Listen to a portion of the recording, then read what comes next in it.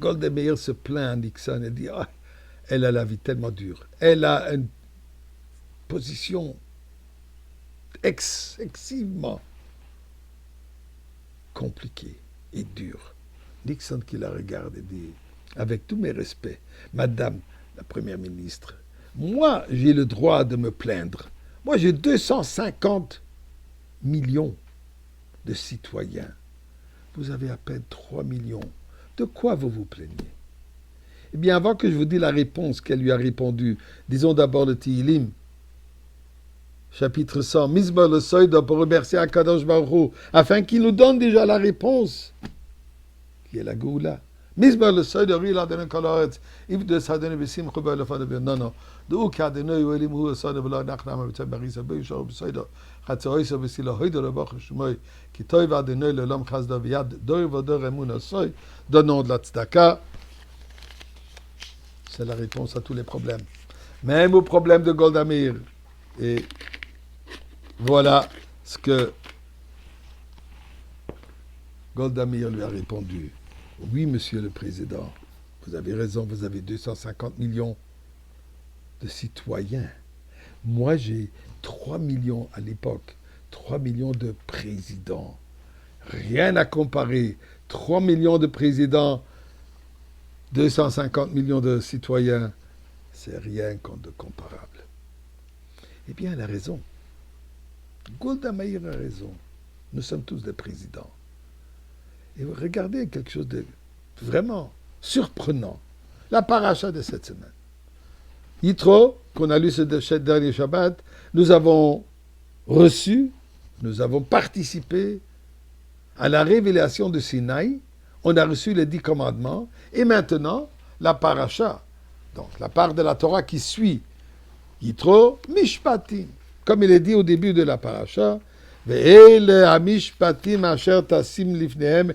Excusez-moi, je cherche le verset. Voilà. Ve'ele hamishpatim asher tasim lifnehem. Voici les lois. Dieu dit à Moshe Rabbeinu, voici les lois, certaines des lois au moins, que tu vas poser devant eux. Donc, là, la Torah dit, Dieu lui dit maintenant que vous avez accepté la Torah, vous avez dit Naaseh v'nishma, on accepte la volonté de Dieu, on accepte le mode de vie que Dieu va nous enseigner. Et Dieu dit, voilà, j'ai commencé à vous enseigner les 613 commandements.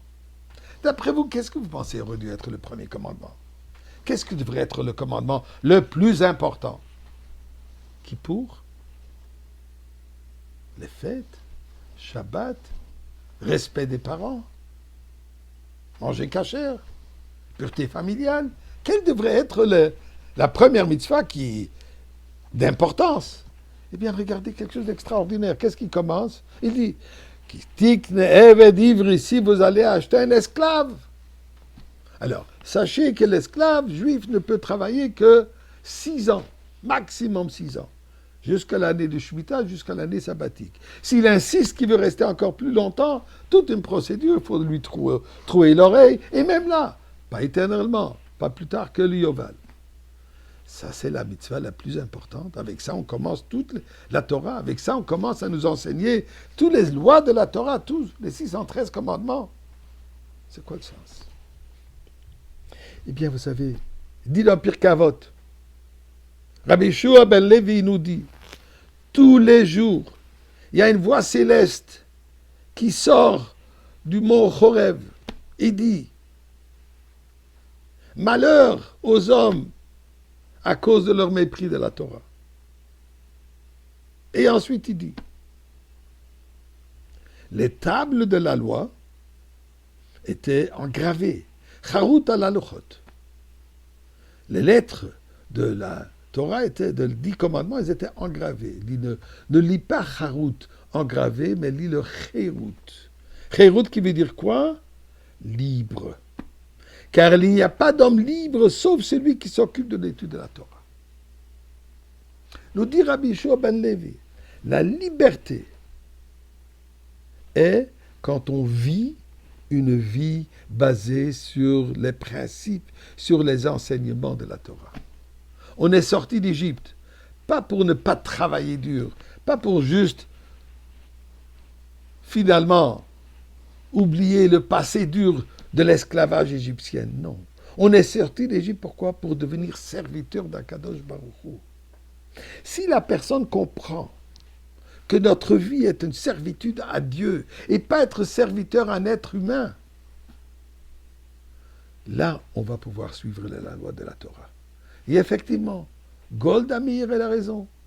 On n'est pas des citoyens simples, on est des présidents. Qu'est-ce que ça veut dire? Nous avons tous reçu ce don de la Torah.